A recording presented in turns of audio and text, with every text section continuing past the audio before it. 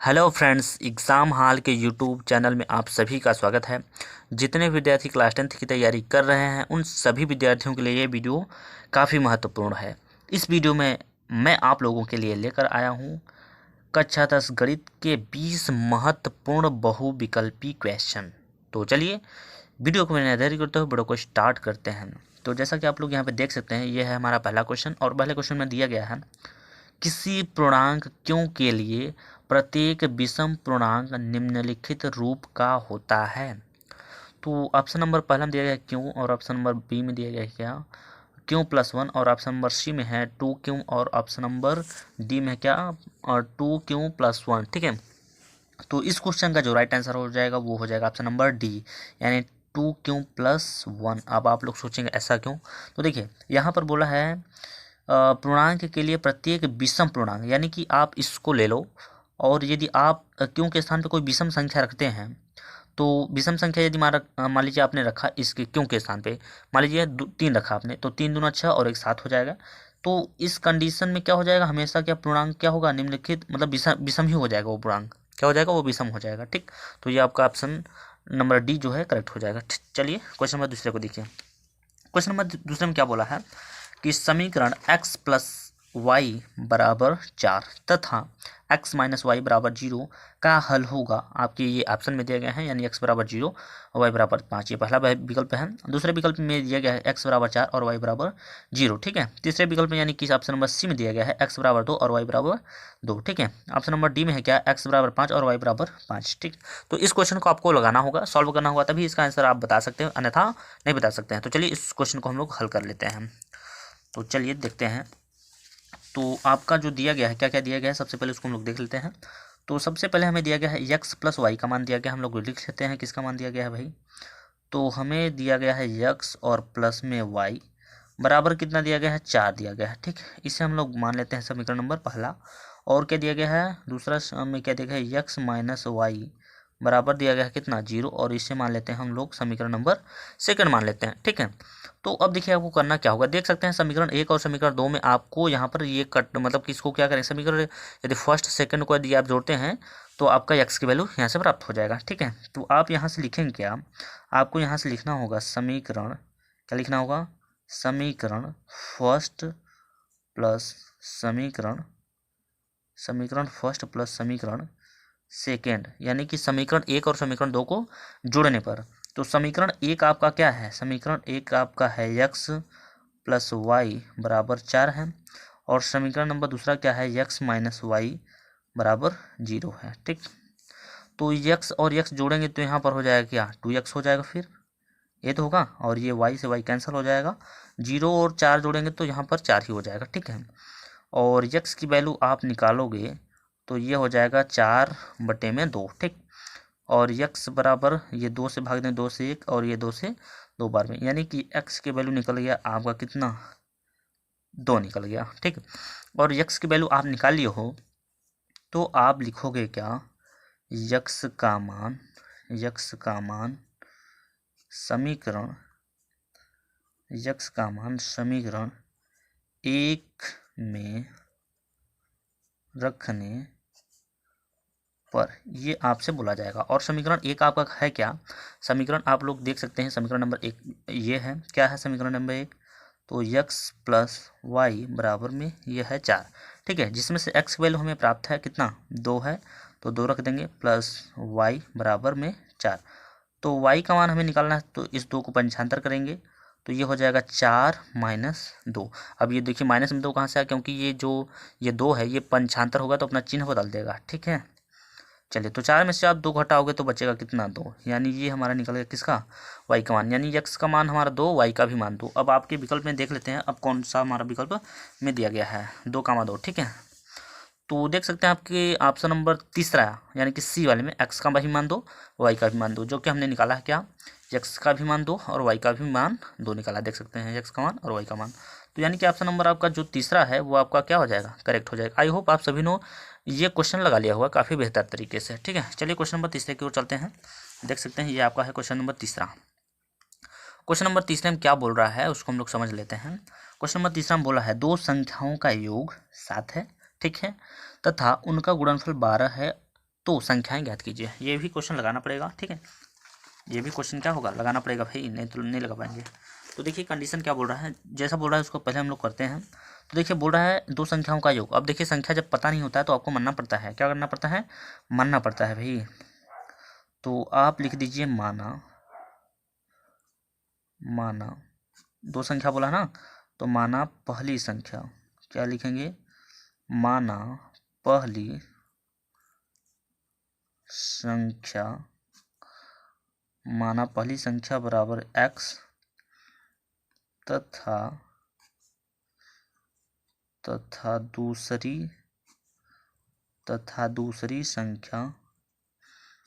दूसरी संख्या बराबर y। अब ये हमारा रहा। अब देखिए प्रश्नानुसार अब आपको करना क्या होगा, अब क्या करना होगा आपको, प्रश्नानुसार यानी प्रश्नानुसार। अब प्रश्न क्या बोल रहा है उसके अनुसार हम लोग चलेंगे, ठीक है। देखिए प्रश्न में क्या बोल रहा है, दो संख्याओं का योग। तो संख्या का योग हम करेंगे तो संख्या पहली संख्या हमारा x है, योग करना है तो जोड़ लगाएंगे, और दूसरी संख्या क्या है, y है। दोनों संख्याओं का जो योग है वो कितना है, 7 आ रहा है।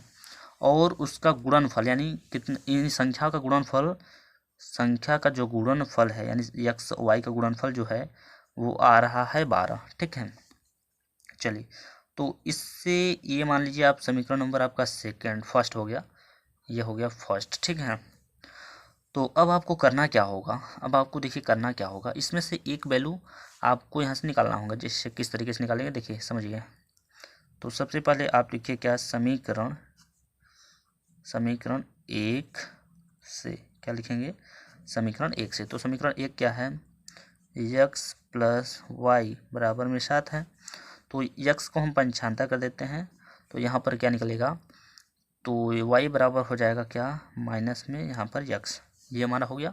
यानी y की वैल्यू हमें क्या हो गया, प्राप्त हो गया, यहाँ पर देख सकते हैं, ठीक। y की वैल्यू हमें प्राप्त हो गया। तो अब हम क्या करेंगे, y का मान जो है वो रख देते हैं समीकरण नंबर सेकंड में, ये इसको हम सेकंड मान लेते हैं, ठीक है इसको।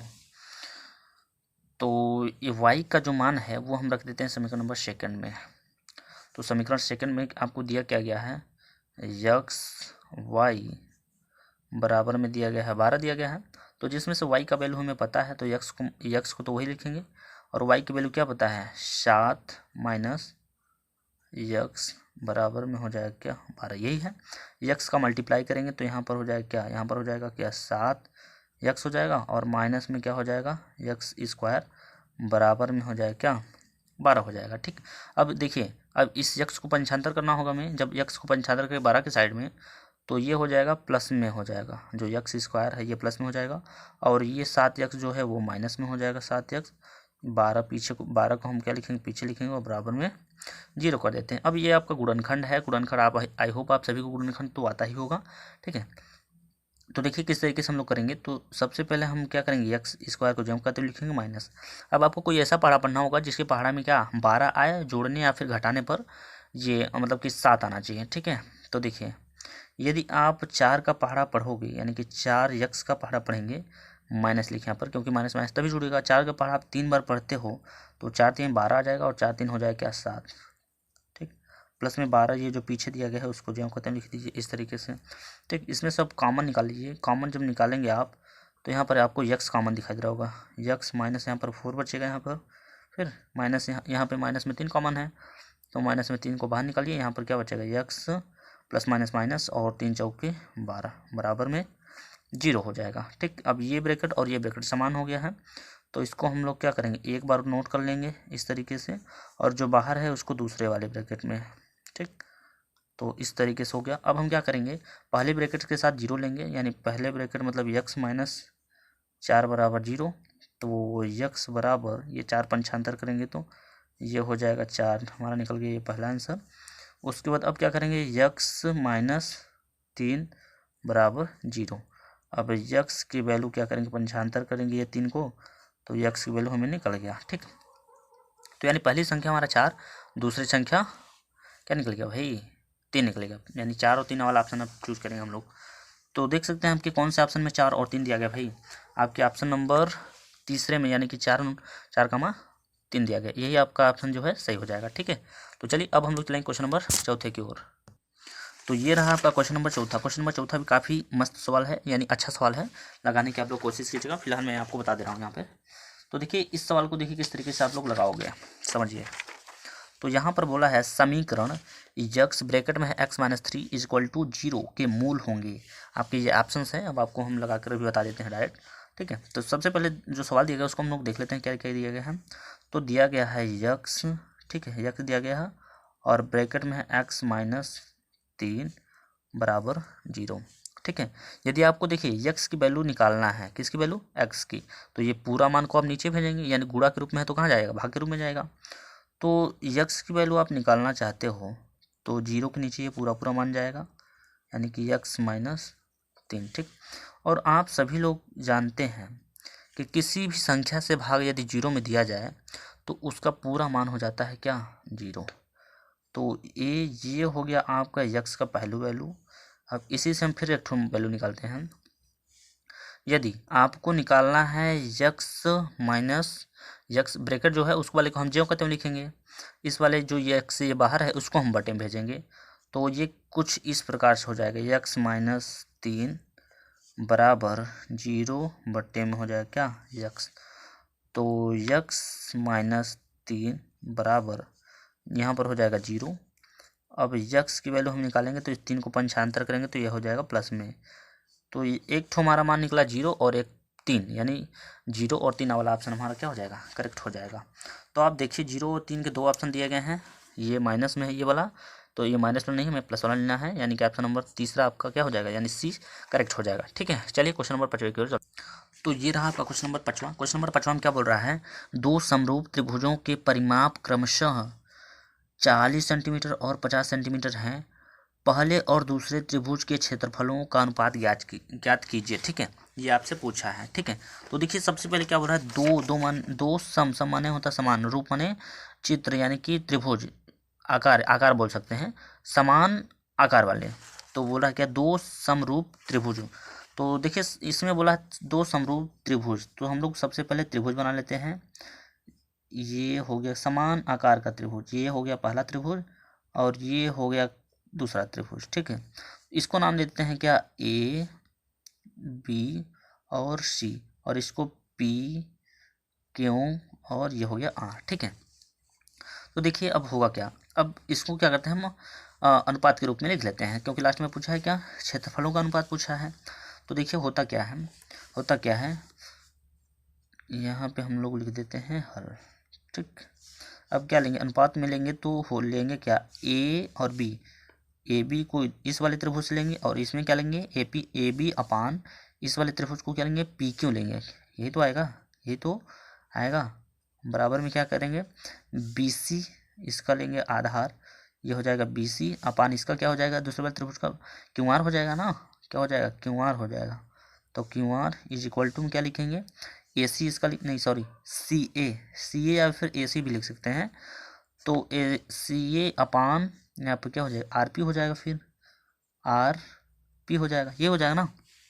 तो देखिए तो अब देखिए इसमें हमें देखिए परिमाप हमको दिया गया है, इसमें क्या दिया गया है, परिमाप दिया गया है। तो त्रिभुज का परिमाप बराबर क्या होता है, तीनों भुजाओं का योग होता है, ये फार्मूला होता है, ठीक है। तो यानी कि ए बी को हम ज्यों कहते हैं लिखेंगे, क्या लिखेंगे, ए बी भुजा का मान निकलना है तो A B upon P Q को हम ज्यों कहते हुए लिखेंगे। अब हम क्या करेंगे, परिमाप जब हमें दिया गया है तो परिमाप का फार्मूला होता है त्रिभुज का परिमाप का, तीनों भुजाओं का योग, यानी ए बी, इस ए बी क्या लिखेंगे, A B plus B C plus C A, और बटे में इस वाले त्रिभुज का लेंगे तो क्या लिखेंगे यहाँ पर, P Q plus Q R plus R P, ये हो जाएगा आपका फार्मूला, ठीक है। तो A B upon P Q, ये ज्यों कहते हैं लिखिए। यहाँ पर देख सकते हैं हमें त्रिभुज का जो परिमाप है वो दिया गया, कितना दिया गया है, 40 सेंटीमीटर दिया गया है और 50 सेंटीमीटर, यानी कि जो ए बी सी वाला त्रिभुज है उसका जो परिमाप है वो 40 सेंटीमीटर है और पी क्यू आर वाला जो त्रिभुज है इसका 50 सेंटीमीटर दिया गया है। तो ये 0 आप कैंसिल कर सकते हैं, तो आपका निकल गया क्या, A B upon P Q बराबर 4/5। तो हमसे यहाँ पर देखिए पूछ क्या रहा है, उनके क्षेत्रफलों का अनुपात पूछ रहा है। किसका? क्षेत्रफलों का अनुपात। ठीक है, तो देखिए हमें पूछ रहा है क्या? त्रिभुज के क्षेत्रफलों का अनुपात हमसे पूछ रहा है। अब देखिए हमने भुजा का तो मान निकाल लिया आसानी से।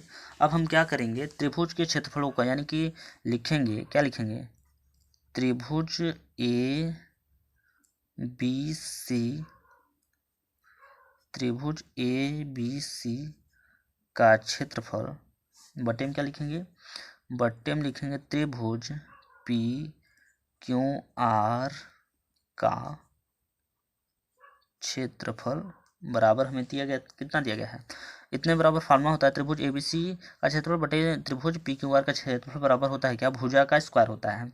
भुजा हमारा क्या है? ए बी है, तो यानी कि हम क्या लिखेंगे? ए बी का स्क्वायर लिखेंगे, फिर ए बी का स्क्वायर लिखेंगे ना, और बटे में क्या लिखेंगे? पी क्यू है तो पी क्यू का स्क्वायर लिखेंगे, जिसमें से ए बी का मान हमें दिया गया है कितना? 4 दिया गया है, तो 4 लिखेंगे। अपान में पी क्यू का मान है 5, और इन दोनों पे वर्ग है तो इसका हम होल स्क्वायर भी लगा सकते हैं। ठीक है, चलिए अब 4 का वर्ग करेंगे तो 4 चौके हो जाएगा 16, 5 का वर्ग करेंगे तो 5 पचे हो जाएगा 25। अब इससे जो है अनुपात में बदलना है, तो यानी कि लिखेंगे 16 अनुपात क्या? 25 लिखेंगे, और यही आपका आंसर है। ठीक है, अब आप मिला लीजिए अपने आपके विकल्प में किस विकल्प में आपको दिया गया है। ठीक, तो चलिए हम लोग देख लेते हैं। तो 16 अनुपाते 25 ये हमारा आंसर आया। आप लोग देख सकते हैं इसमें, अभी मैंने लगाया है 16 अनुपाते 25। ठीक, तो आपके विकल्प नंबर डी यानी चौथे में जो दिया गया है वो 16 अनुपाते 25 दिया गया, तो ये आपका हो जाएगा करेक्ट आंसर। ठीक है, चलिए क्वेश्चन नंबर 6वें की ओर चलते हैं। देखिए क्वेश्चन नंबर 6वां में क्या बोल रहा है। क्वेश्चन नंबर 6वें को समझने की कोशिश कीजिएगा भाई लोग। क्वेश्चन नंबर 6वें में बोल रहा है, समद्विबाहु त्रिभुज की तीनों भुजाओं के मध्य बिंदुओं को मिलाने से बनता त्रिभुज, यानी बना त्रिभुज कौन सा है? समकोण होगा कि समबाहु, समबाहु होगा, या फिर समकोण होगा, तीसरा ऑप्शन में है विषमबाहु होगा, या फिर है क्या? समद्विबाहु होगा। ठीक है, तो देखिए यहाँ पर हो जाएगा क्या? इस समद्विबाहु त्रिभुज की तीनों भुजाओं के मध्य बिंदु को मिलाने वाली से जो त्रिभुज बनेगा वो समद्विबाहु त्रिभुज बनेगा, यानी ऑप्शन नंबर डी आपका क्या हो जाएगा? करेक्ट हो जाएगा। ठीक है, तो चलिए क्वेश्चन नंबर 7वें की ओर चलते हैं। तो देखिए क्वेश्चन नंबर 7वां दिया गया है क्या?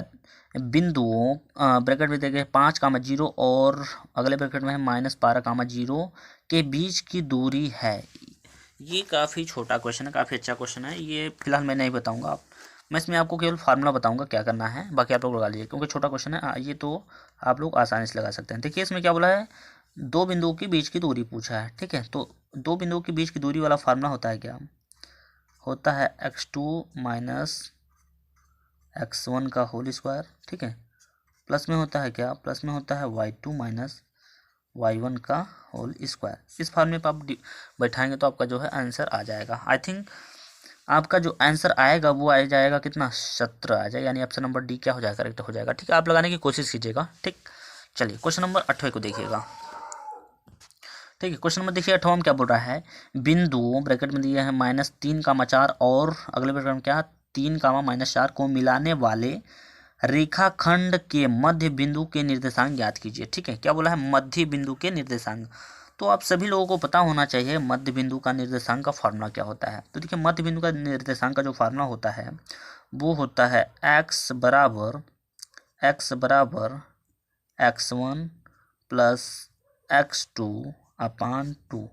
ये होता है फार्मूला, जिसमें से x1 की वैल्यू आपको दिया गया क्या? -3। ठीक है, x1 की वैल्यू क्या हो? ये हो जाएगा x1, ये हो जाएगा x2। ठीक है, मैं यहाँ पर लिख दे रहा हूँ, ये हो जाएगा x1, ये हो जाएगा y1, और ये हो जाएगा क्या? x2, और ये हो जाएगा y2। तो x1 है, तो x1 की वैल्यू हमें दिया गया कितना? x1 की वैल्यू दिया गया है -3, प्लस x2 की वैल्यू क्या दिया गया है? 3 दिया गया है, तो 3 लिखेंगे, बटे में 2। तो ये 3 से 3 कैंसिल हो जाएगा, ऊपर आ जाएगा क्या? 0 हो जाएगा, और बटे में 2। तो 2 से जब भाग देंगे तो पूरा पूरा 0 हो जाएगा, यानी x की वैल्यू हमें प्राप्त हो गया 0। ठीक है, y का मान निकाल लेते हैं, तो y बराबर हो जाएगा फार्मूला y1 प्लस y2 अपान 2। तो y1 की वैल्यू दिया गया हमें कितना? 4 दिया गया है, 4 लिखेंगे, माइनस y2 की वैल्यू कितना गया है? माइनस में 4 और बटे में 2। तो 0, ये 4 से 4 कैंसिल हो जाएगा, तो ऊपर हो जाएगा 0 अपान 2। तो यहाँ पर कितना आएगा 0, यानी 0 का में 0 जो ऑप्शन होगा वो आपका क्या हो जाएगा, करेक्ट हो जाएगा। यानी ऑप्शन नंबर तीसरा आपका क्या हो जाएगा, करेक्ट हो जाएगा भाई, क्योंकि इसमें हमें दिख रहा है 0,0। ठीक है, चलिए क्वेश्चन नंबर 9 को देखिएगा, समझिएगा। देखिए क्वेश्चन नंबर 9 में क्या बोल रहा है, 2 tan 30 डिग्री अपान 1 + tan स्क्वायर 30 डिग्री बराबर होगा। ठीक है, तो ये आपसे मान पूछा है, चलिए इसको भी हम लोग लगा लेते हैं। ठीक है, तो देखिए सबसे पहले आपको दिया गया है क्या, 2 दिया गया है तो 2 लिखिए। ठीक है, 2 है, 2 लिखिए, इंटू tan 30 डिग्री का मान बताइए मुझे। तो tan 30 डिग्री का मान होता है 1/√3 होता है। ठीक है, नीचे क्या है, 1 है तो 1 लिखिए, प्लस यहाँ भी tan 30 अंश का है तो tan 30 अंश का मान 1/√3 होता है। तो 1/√3 का हम क्या लगा देंगे, वर्ग लगा देंगे यहाँ पर, और वर्ग लगा देंगे तो ये हो जाएगा। ठीक, क्योंकि उसमें वर्ग है। यहाँ पर है भिन्न का गुणा, 1 2 का गुणा जब ऊपर करेंगे तो यहाँ पर हो जाएगा क्या, 2 1 कम 2 और रूट में 3 जो है वो आ जाएगा कहाँ, नीचे आ जाएगा। ठीक, 1 नीचे है तो 1 लिखिए, प्लस ये 1 का वर्ग 1 अपान में √3 का वर्ग कितना हो जाएगा, केवल 3 हो जाएगा। ठीक, उसके बाद क्या करिएगा, 2 और बटा में क्या, √3 को ज्यों करते हो, 3 का मल्टीप्लाई 1 में करें तो 3 1 कम 3 और प्लस में 1 1 कम 1 बटे में 3 1 कम 3, ये इस तरीके से हो जाएगा। ऊपर का जो बटा है उसको ज्यों करते हो लिखिए, यानी कि 2/√3 को अभी आप ज्यों करते हो लिखिए, और 3 और 1 ये हो जाएगा 4 और बटे में कितना हो जाएगा, 3 हो जाएगा। ऊपर का जो बटा है उसको आप वही लिखिए, यानी कि 2/√3, इसको आपको ज्यों का त्यों लिखना है, इनटू ये जो 3 है वो चला जाएगा गुणा के रूप में ऊपर, और ये 4 आ जाएगा नीचे आ जाएगा। ठीक है, तो 3 दूना हो जाएगा 6 बटे में यहाँ पर हो जाएगा क्या, 4/√3। अब यहाँ से हम काटेंगे तो ये 2 से 3 से काटेंगे, सॉरी 2 से काटेंगे तो 2 से ये 3 बार में कटेगा और ये 2 से 2 बार में कटेगा। तो ऊपर आपका बचा क्या 3 और नीचे क्या बचा 2/√3। अब यहाँ से हम परिमेयकरण कर देते हैं। परिमेयकरण का मतलब होता है नीचे √3 जो दिया गया है ना, उसमें हम हर तथांश में गुणा करेंगे। तो जब इसमें गुणा करेंगे तो यहाँ पर हो जाएगा 3/√3 बटे में क्या हो जाएगा, ये रूट से रूट का गुणा करेंगे तो 3 3 दूना 6 हो जाएगा। ठीक है, तो 3 1 कम 3 3 दूना 6 हो जाएगा। तो लास्ट आपका आंसर निकल रहा है क्या, √3 अपान में कितना, √3/2। अब आपको देखना होगा √3/2 किसका होता है। ठीक है, तो √3/2 जो होता है वो साइन के 60 अंश का मान होता है, यानी आपका ऑप्शन नंबर जो पहला है करेक्ट हो जाएगा। ठीक है, चलिए क्वेश्चन नंबर 10वें को देखिए। क्वेश्चन नंबर 10वें को देखिएगा। क्वेश्चन नंबर 10वें में क्या बोला है, क्वेश्चन नंबर 10वें में बोल रहा है साइन 2a बराबर 2 sin a, तो तब सत्य होगा जबकि a बराबर होगा, यानी a का मान आप ऐसा कौन सा मान लेंगे जो इधर और इधर दोनों साइड रखने पर बराबर हो जाएगा। ठीक है, तो देखिए मैं आपको बता दे रहा हूँ, यदि आप इसका 0 अंश लेंगे, यानी कि 0 अंश लेंगे तो आपका जो दोनों साइड है बराबर हो जाएगा। इसको आप लोग लगा कर चेक कर लीजिएगा, फिलहाल मैं ऐसे ही बता दे रहा हूँ। 0 अंश आपका इसका क्या हो जाएगा, करेक्ट हो जाएगा। ठीक है, चलिए क्वेश्चन नंबर 11 को देखिएगा। क्वेश्चन नंबर 11 को देखिएगा। क्वेश्चन नंबर 11 को देखिएगा। तो देखिए क्वेश्चन नंबर जो आपका 11वां दिया गया है उसमें दिया गया है क्या, यदि tan a बराबर 4/3 तो sec a का मान होगा। तो देखिए इस क्वेश्चन को आप लोग लगा लीजिएगा। इसमें आप क्या करेंगे, एक त्रिभुज बनाएंगे, तीसरी भुजा का मान निकालेंगे, और उस भुजा से आप क्या करते हो, sec a का मान निकाल सकते हैं। ठीक है, तो इस क्वेश्चन का जो राइट आंसर होगा, यानी आप जो लगाने पर आएगा वो आ जाएगा 5/3, यानी कि ऑप्शन नंबर डी आपका करेक्ट हो जाएगा। ठीक है, आप लोग लगा के चेक कर लीजिएगा। ठीक है, मैं आपको बता दे रहा हूँ, बट आप लोग लगा के चेक कर लीजिएगा। ठीक है, चलिए क्वेश्चन नंबर 12 को देखिए। क्वेश्चन नंबर 12 में बोल रहा है क्या, क्वेश्चन नंबर 12 में बोल रहा है उस वृत्त की परिधि जिसकी त्रिज्या 14 सेंटीमीटर है, यानी कि कहना चाह रहा है उस वृत्त की परिधि ज्ञात कीजिए जिसकी त्रिज्या है कितनी, 14 सेंटीमीटर। तो देखिए वृत्त बोला है तो वृत्त की परिधि का फार्मूला आपको याद होना चाहिए, क्या होता है, वृत्त की परिधि बराबर फार्मूला एक ठो होता है। ठीक है, वृत्त की परिधि बराबर फार्मूला होता है क्या, वृत्त की परिधि, ठीक है, वृत्त की परिधि बराबर फार्मूला होता है 2πr, और r की वैल्यू आपको बता दिया है 14 सेंटीमीटर है। ठीक है, 14 सेंटीमीटर है। तो 2 को आप ज्यों कहते लिखिए, पाई का मान क्या होता है, पाई का मान होता है 22/7 इंटू आर की वैल्यू दिया गया है 14, तो 2 से काटेंगे, 2 एक कम 2, सॉरी 7 एक कम 7, 7 दूना 14, दो पूरा 2 बार में कट जाएगा ना। 22 दूना हो जाएगा कितना, 22 दूना 44 हो जाएगा, और 44 का गुणा जैसे ही 2 में करेंगे तो 44 दूना 88 हो जाएगा।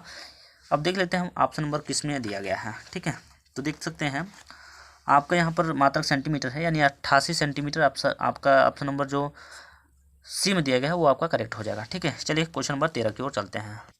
तो ये रहा आपका क्वेश्चन नंबर 13वां। देखिए क्वेश्चन नंबर 13 में बोला है दो गोलों के आयतनों का अनुपात 64:27 है, उनके पृष्ठीय क्षेत्रफलों का अनुपात क्या है, मतलब है क्या, इस ऑप्शन में से क्या है।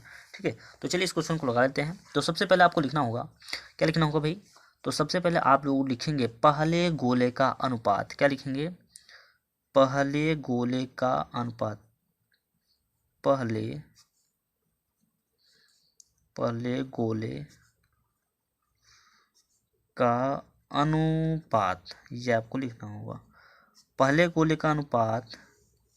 देखिए लास्ट में सवाल जो पूछा है अनुपात में ही पूछा है, और बटे में क्या हो जाएगा, दूसरे गोले का अनुपात। क्या लिखना होगा, 2 गोले हैं ना, तो पहले गोले का अनुपात बटे में दूसरे गोले का अनुपात, ये आपका हो जाएगा क्या, अनुपात। बराबर क्या दिया गया है, बराबर में हमें दिया गया है पहले गोले का अनुपात, यानी 2 गोलों के आयतनों का अनुपात दिया गया है कितना, 64:27। ठीक है, तो देखिए गोले का जो फार्मूला होता है गोले की, ठीक है, तो वो होता है क्या, वो होता है फार्मूला आपका होता है क्या, पाई, ओ सॉरी पाई नहीं 4 है, 4/3 इंटू पाई R1 का क्यूब। अब आप पूछोगे R1 क्यों है, क्योंकि त्रिज्या यहाँ पर कितना है, 2 है ना, इसलिए हमने R1 मान लिया है। और बटे में हो जाएगा दूसरे गोले का अनुपात, अनुपात का फॉर्मूला वही हो जाएगा पूरा, यानी 4/3 अपान में हो जाएगा पाई R2 पे क्यूब, ये आपका फार्मूला हो जाएगा। बराबर में हमें दिया गया क्या, 64 अपान में क्या 27। तो ये देखिए पाई/3 और ये पाई यानी 4/3 पाई, ये सिमिलर है यानी मिल रहा है, तो कट कर दीजिए, कट हो गया। ठीक, तो यहाँ पर जब कट हो गया तो यहाँ पर R1 का क्यूब बच गया, बट्टे में क्या हो गया R2 का क्यूब, इज इक्वल टू हो गया क्या, 64 अनुपात में क्या 27 हो जाएगा। अब ये देखिए दोनों पे अनुपात दिया गया है, तो इसको हम चाहे तो एक भी लिख सकते हैं, यानी क्यूब जो है एक पर भी लिख सकते हैं। तो यहाँ पर हो जाएगा R1 का क्यूब बट्टे में क्या हो जाएगा R2 का क्यूब, इज इक्वल टू, ये देखिए ये जो 64 है वो 4 का घन होता है, और ये 27 जो है वो 3 का घन होता है। तो यहाँ पर आप इसका पूरा होल घन लगा सकते हैं, यहाँ भी दोनों पे घन है तो हम इसको भी होल हल पे लगा, यानी पूरा पे लगा देते हैं। तो R1/R2 का whole cube is equal to 4/3 का whole cube, sorry whole cube, ये क्यूब से क्यूब कैंसिल हो जाएगा, तो R1 अपान में R2 इज इक्वल टू में हो जाएगा क्या, 4 में हो जाएगा 3। ठीक है, तो अब देख सकते हैं हमें त्रिज्या का वैल्यू निकल चुका है। जब त्रिज्या की वैल्यू आपको निकल गया तो लास्ट में देखिए पूछा था क्या, पृष्ठीय क्षेत्रफलों का अनुपात पूछा था। क्या पूछा था, पृष्ठीय क्षेत्रफलों का अनुपात। तो देखिए पृष्ठीय क्षेत्रफलों का अनुपात बराबर फार्मूला होता है, पृष्ठीय क्षेत्रफलों का अनुपात बराबर फार्मूला होता है 4πr1 का स्क्वायर अपान 4πr2 का स्क्वायर, ये होता है आपका फार्मूला। ठीक है, तो देखिए 4π से 4π यहाँ पर कैंसिल हो जाएगा। R1 की वैल्यू हमें दिया गया है कितना, 4 दिया गया है, तो यहाँ पर हम क्या करेंगे 4 का वर्ग लगा देंगे, और R2 की वैल्यू कितना दिया गया है, 3 दिया गया है, तो क्या करेंगे 3 का वर्ग कर देंगे, तो 4 का वर्ग करेंगे 16 हो जाएगा, और 3 का वर्ग 9। अनुपात में यदि हम बदलेंगे तो 16:9 निकल के आएगा। तो अब चेक कर लेते हैं किस ऑप्शन में आपका दिया गया है, और वो ऑप्शन क्या हो जाएगा, करेक्ट हो जाएगा। यानी 16:9 हमारा ऑप्शन नंबर डी में दिया गया है, यानी ऑप्शन नंबर डी क्या हो जाएगा, करेक्ट हो जाएगा। ठीक है, चलिए क्वेश्चन नंबर 14 को देखिए। क्वेश्चन नंबर 14 को देखिए, क्वेश्चन नंबर 14 में दिया गया है अर्ध गोलाकार कटोरी की एक कोर की परिधि 32 सेंटीमीटर है, तब व्यास होगा। देखिए इसमें व्यास पूछा है, ये आपका दिया है, परिधि का मान दिया है। तो सबसे पहले परिधि से हम सब त्रिज्या निकाल लेते हैं, रेडियस मान निकाल लेते हैं। तो लिखेंगे क्या, परिधि हमें दिया गया है, क्या दिया गया है, परिधि यानी परिमाप, यानी कि जिसे हम परिमाप भी बोलते हैं, तो परिमाप वृत्त यानी गोलाकार पर गोलाकार कटोरी का परिमाप बराबर हमें दिया गया है कितना 132। परिमाप बराबर यानी गोलाकार यानी वृत्त का परिमाप बराबर फार्मूला होता है क्या 2 पाई आर बराबर हमें दिया गया है क्या 132। तो 2 से काट कर लीजिए, 2 से काटेंगे तो 66 बार में कट जाएगा। तो यहाँ पर बचेगा क्या पाई आर इजक्वल टू 66। और ये पाई को जब हम नीचे भेजेंगे, पाई का मान होता है, पहले पाई को हम नीचे भेज देते हैं, जा चुका नीचे, ठीक है। देखिए पाई का मान होता है कितना, पाई का मान होता है 22/7 होता है। अब यहाँ पर होगा 66 को आपको वही लिखना है इंटू ये जो 7 है वो चला जाए गुणा के रूप में, और नीचे रह जाए क्या 22 रह जाएगा। अब काट लेते हैं, 22 से ये एक बार में कटेगा और 22 से ये 3 बार में कटेगा, 22 3 66 छोटा है, ठीक है। तो 3 सत्य हो जाएगा 21, यानी आपका जो त्रिज्या यानी आर का मान दिया है 21 का मान है। हमसे पूछा है व्यास, तो व्यास बराबर फार्मूला होता है 2r। तो 2 को ज्यों करते हो इंटू आर की वैल्यू भी निकाला है कितना 21, तो 21 दूना हो गया क्या 42, ठीक है। तो यही हो जाएगा आपके क्वेश्चन का राइट आंसर।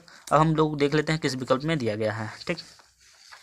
तो हमारा आया है कितना 42 सेंटीमीटर है, 42 आया तो 42 सेंटीमीटर है, क्योंकि देख सकते हैं यहाँ पे 42 दिया गया है, मात्रक सेंटीमीटर है तो सेंटीमीटर, यानी कि ऑप्शन नंबर सी जो है आपका करेक्ट हो जाएगा, ठीक है। चलिए क्वेश्चन नंबर 15 को देखिए भाई, क्वेश्चन नंबर 15 को देखिए, ये भी काफ़ी चिंतित से क्वेश्चन, ये आप तो बता देंगे, एकदम वीर हैं आप लोग, बताने की आंसर इस क्वेश्चन का जो है आंसर बताने की कोशिश कीजिएगा। देखिए इस क्वेश्चन में कि बोल क्या रहा है, बोल रहा है यदि एक मीनार छाया जिसकी यानी छाया मीनार की छाया बोल रहा है, यदि एक मीनार की छाया उसकी लंबाई की √3 गुनी है तो सूर्य का उन्नयन कोण ज्ञात कीजिए, ठीक है। देखिए इसको हम लोग समझ लेते हैं ग्राफ से समझते हैं ज़्यादा बेटर रहेगा, ठीक। तो देखिए इसमें बोल रहा है क्या, इसमें बोल रहा है एक मीनार, मान ले एक मीनार बना लेते हैं, एक मीनार मान लेते हैं हम बन गया, ठीक है। एक मीनार की छाया उसकी लंबाई की √3 गुनी है। अब लंबाई हमें पता नहीं है, यानी कि ऊंचाई पता नहीं है, तो क्या करेंगे भाई यक्स मान लेंगे। उसकी लंबाई की 3 गुनी है क्या उसकी जो छाया बन रही है, यानी कि छाया कैसे बनेगी भाई, ये मान लीजिए ये है तो उसकी छाया कुछ इस प्रकार से बनता है इधर से, तो इसकी जो छाया है कितनी गुनी है √3 गुनी, किसकी यक्स की, तो यहाँ पर हो जाएगा √3 यक्स हो जाएगा, क्योंकि इसकी 3 गुनी है। और आगे बोल रहा है तो उन्नयन कोण ज्ञात कीजिए, तो यहाँ से क्या कर रहा है, यहाँ पे आपसे कोण का मान पूछा है, किसका उन्नयन कोण का मान भाई, ठीक है। तो इसका नाम दे दीजिए आप, ए ये दे दीजिए, ये बी और ये सी। तो त्रिभुज ए बी सी से आप फार्मूला लगाएंगे क्या, त्रिभुज ए बी सी ये फार्मूला लगाएंगे, ठीक है।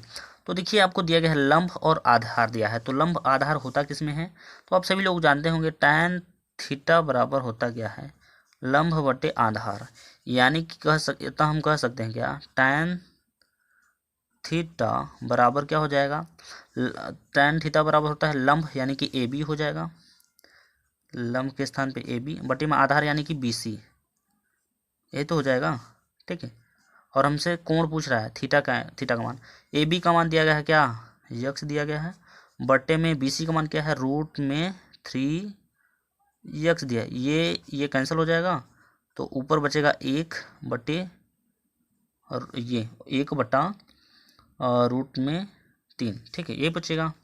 तो अब देखिए क्या था अभी tan थीटा था ना, तो tan थीटा को भी हम लोग साथ में लेकर चलते हैं, तो tan थीटा बराबर हो जाएगा, ये tan के किस अंश का मान है, ये tan के 30 अंश का मान है, तो आपको यहाँ पर लिखना होगा क्या tan 30 डिग्री, tan से tan कैंसल, तो थीटा का वैल्यू निकला कितना 30 डिग्री, ये हो जाएगा आपके क्वेश्चन का राइट आंसर। अब हम लोग देख लेते हैं किस विकल्प में दिया गया है, तो आपके ऑप्शन नंबर तीसरे में क्या है दिया गया है 30 डिग्री, तो यही हो जाएगा आपका करेक्ट आंसर, ठीक है। चलिए तो ये रहा आपका क्वेश्चन नंबर 16। क्वेश्चन नंबर 16 में बोल रहा है निम्नलिखित में परिमेय संख्या है, तो देखिए निम्नलिखित में से परिमेय संख्या ऑप्शन नंबर में आपके ऑप्शन नंबर पहले में दिया गया 2.7324 1 6 डॉट डॉट डॉट करके है। और ऑप्शन नंबर बी में दिया गया क्या है, रूट में 7। ऑप्शन नंबर सी में क्या है, 2.73737 ये है। और ऑप्शन नंबर डी में है क्या है, रूट में है 0.9। तो देखिए इसमें जो परिमेय संख्या होगा वो हो जाएगा 2.737373 जो ये रिपीट करा ना, तो यही हो जाएगा आपका परिमेय संख्या, यानी ऑप्शन नंबर थर्ड आपका जो है करेक्ट ऑप्शन हो जाएगा। ठीक है, क्वेश्चन नंबर 17 को देखिए। क्वेश्चन नंबर 17 में बोल रहा है किसी बारंबारता का बहुलक होता है। तो आप सभी लोग जानते हैं बारंबारता में क्या होता है, अधिकतम बारंबारता मान, मतलब कि अधिकतम जो है बारंबारता मान होता है। अधिक वाला मान लेंगे तो ऑप्शन नंबर आपका तीसरा सही हो जाएगा। ठीक है, अब आप लोग सोचेंगे सर आपका सी करके सही आ रहा है। ठीक है, तो ये मत दिमाग लगाएगा कि सी है, कोई क्वेश्चन बदला भी है। ठीक है, क्वेश्चन नंबर 18 को चलिए देखते हैं। तो क्वेश्चन नंबर 18 में बोल रहा है यदि समानांतर चतुर्भुज सभी भुजाएं यदि समानांतर चतुर्भुज की सभी भुजाएं एक वृत्त से स्पर्श करें तो वह समांतर चतुर्भुज होगा।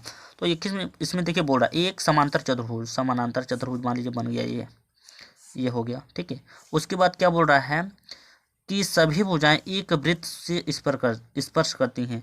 मान लीजिए इसमें एक वृत्त बना दिया, अरे सॉरी यार गड़बड़ बन गया थोड़ा सा, ये हो गया आपका चतुर्भुज। अब इसमें एक हम लोग क्या बना देते हैं, वृत्त बना देते हैं। जो देखिए चारों भुजाओं को क्या कर रहा है, स्पर्श कर रहा है। क्या कर रहा है, स्पर्श करे तो वह समांतर चतुर्भुज होगा। कैसा चतुर्भुज हो जाएगा भाई, तो देखिए वो हो जाएगा क्या, वो बोला जाएगा, वो चतुर्भुज जो बोला जाएगा वो हो जाएगा सम चतुर्भुज बोला जाएगा, यानी ऑप्शन नंबर थर्ड आपका क्या हो जाएगा, करेक्ट हो जाएगा। ठीक है, चलिए क्वेश्चन नंबर 19 की ओर चलते हैं। ठीक, ये है आपका क्वेश्चन नंबर 19। देखिए क्वेश्चन नंबर 19 में क्या बोल रहा है, 1 + tan स्क्वायर थीटा का मान होगा। 1 + tan स्क्वायर थीटा का मान होगा सेक स्क्वायर थीटा या फिर कोसेक स्क्वायर थीटा या फिर tan या फिर कॉट स्क्वायर थीटा। तो देखिए आप सभी लोग जानते होंगे, आपको एक फॉर्मूला याद होगा, sec square theta minus tan square theta equal to 1 होता है।